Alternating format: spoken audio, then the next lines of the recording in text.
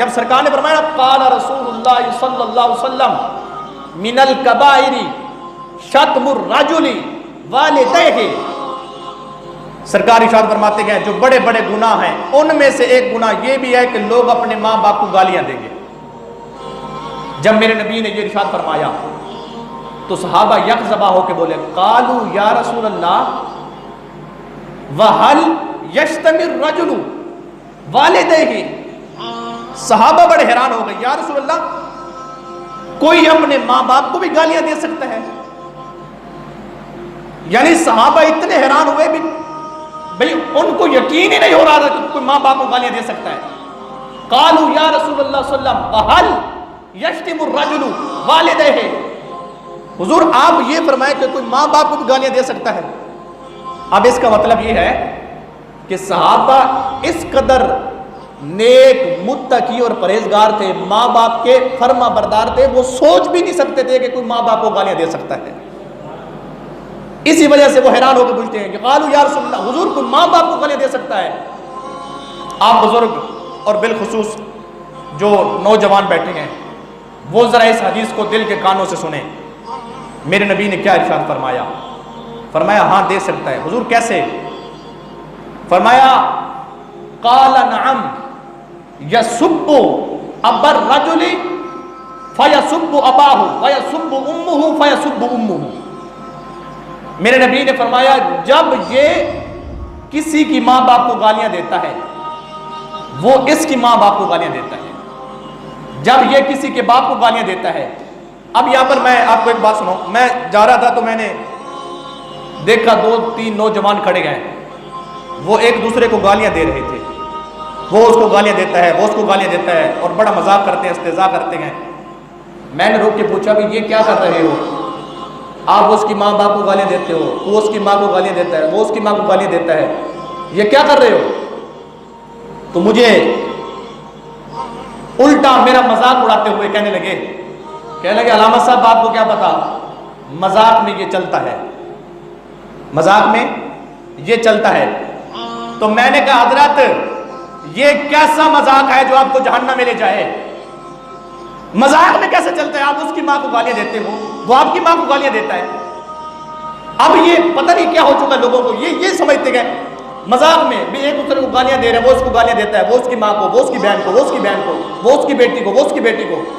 تو جب پوچھا جائے تو کیا کہتے ہیں بھی یہ مذاق میں چلتا ہے۔ بھی یہ کیسا مذاق ہے؟ آپ اس کی ماں کو گالیاں دے رہے ہو، وہ اس کی ماں کو گالیاں دے رہا ہے، یہ کیسا مذاق ہے؟ تو میرے نبی نے فرمایا سن لو،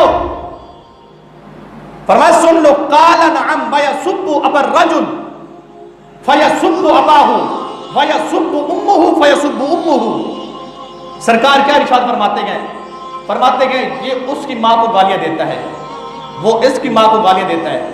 فرمایا یہ جو اس کی ماں کو گالیاں ملی یہ اسی کی وجہ سے ملی، اس نے اس کی ماں کو گالیاں دی، اس نے اس کی ماں کو گالیاں دی، اور جو اس کی ماں کو گالیاں دی وہ اسی کی وجہ سے۔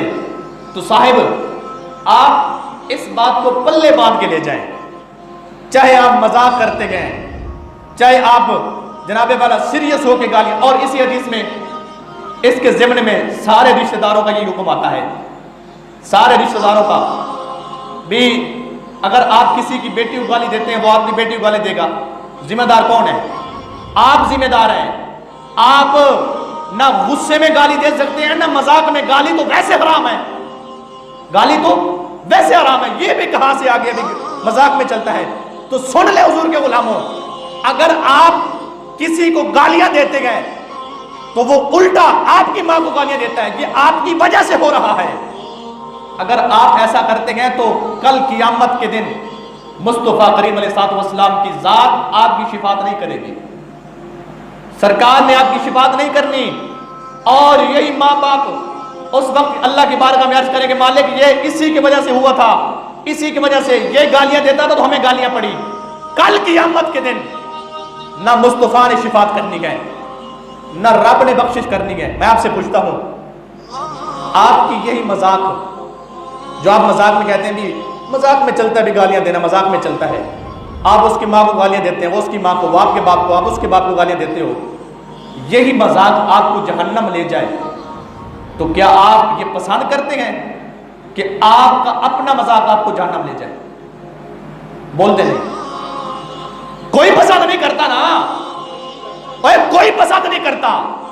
اگر آپ پسند نہیں کرتے تو آج وقت ہے زندگی ایسے گزاریں. بھی کیا ہو گیا, آپ اپنے ماں باپ, یار ہم حضور کے غلام ہیں, ان کا کیا قصور ہے؟ وہ گھر بیٹھے ہیں, بوڑھی ماں گھر بیٹھی ہے, بوڑھا باپ گھر بیٹھا ہے, بہنیں گھر ہیں, بیٹیاں گھر ہیں.